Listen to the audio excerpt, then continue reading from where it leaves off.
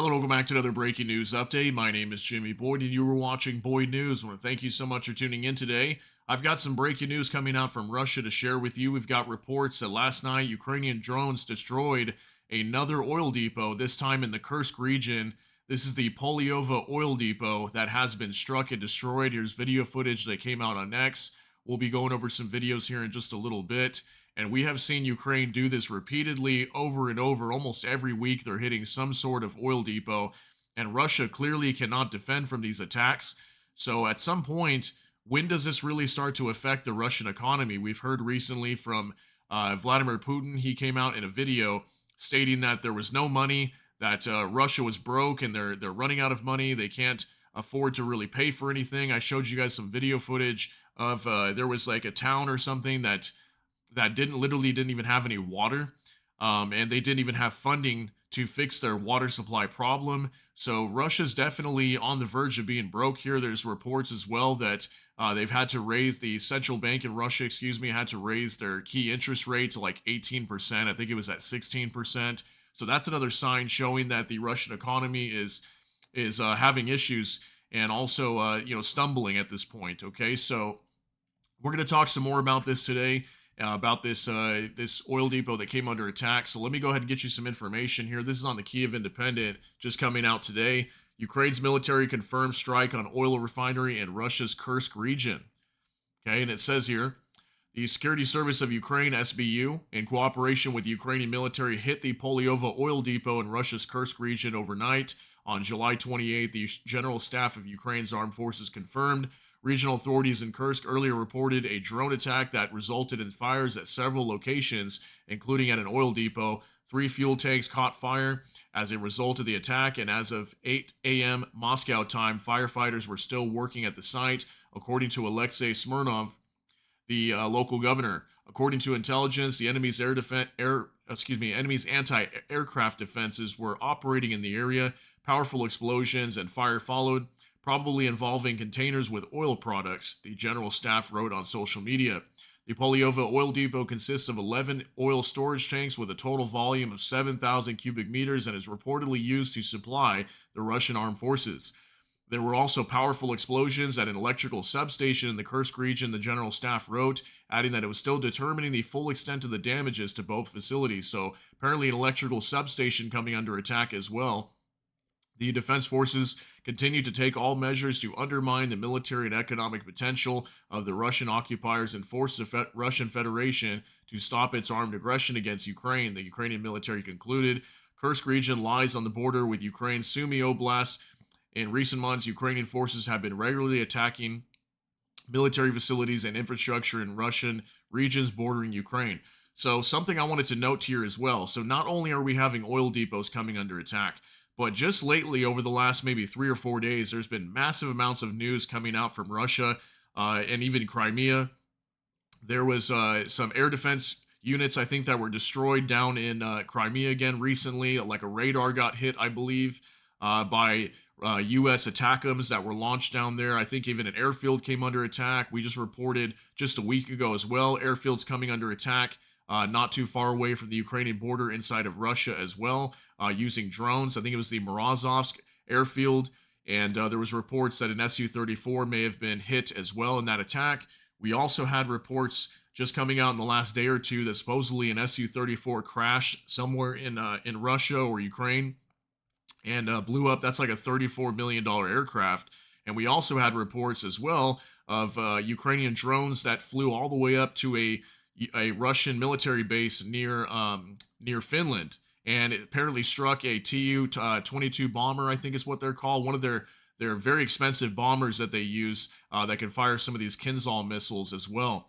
So lots of major hits to the Russian military and to their economy as well. Okay, when they continuously lose this equipment, how are they going to replace that if the country's already broke? Okay, if that statement is true, that Russia's already struggling. On top of this, all their oil depots are getting hit. So, I mean, how long can Russia really maintain this war down here if they're taking all these hits? And then also there's these concerns that there's many troops that are, heading to Ukraine and they're losing their workforce, okay? Most men that work are now fighting in the war in Ukraine. So now they've got a shortage of people to work in their country. Okay, so employees. So that's an issue as well. So it's very crazy to really think about this. If you look at the overall grand scale of this war and everything, it's insane to see that Russia is able to maintain this for so long now, for well over 2 years, and they're still keeping this up. So I want to show you a couple more things regarding this attack here on X, and then we're going to go over something regarding Volodymyr Zelensky. I've got an update for you with him as well. But first, let's take a look at this from PS01, and it says this is in the Kursk region. So this is a video that came out on X of this facility coming under attack, the oil depot, the Polyova. So let's take a look at this. Во, охуеть. Охереть. Охуеть, глянь. Вылетает, да, где-то стоит.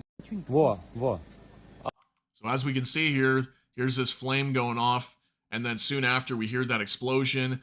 So definitely this thing blew up over here, massive attack on the Polyova oil depot, and that's got to hurt the Russian economy, especially if this oil depot is used to fuel the the troops that are coming over to fight in Ukraine. I would see why Ukraine would go after this oil depot. And again, they've been doing this for so long, multiple consecutive successful attacks on all these oil depots. So absolutely insane. Finally, got two more videos here for you to show the attack as well from Rockefeller, NAFO, Raccoon.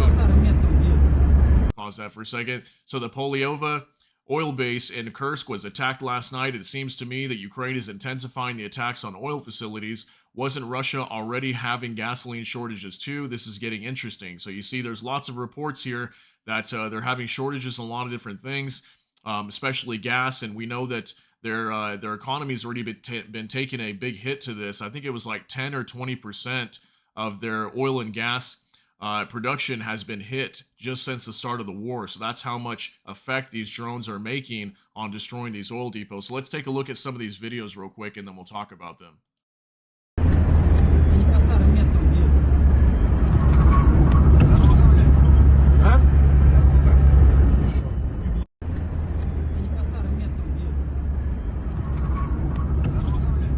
Okay, so in this video, we can see clearly it's on fire here, massive blaze, lots of smoke. Looks like there's multiple storage containers that could potentially be on fire, at least two, maybe more. We can see two flames here. There's one there, maybe even one over here.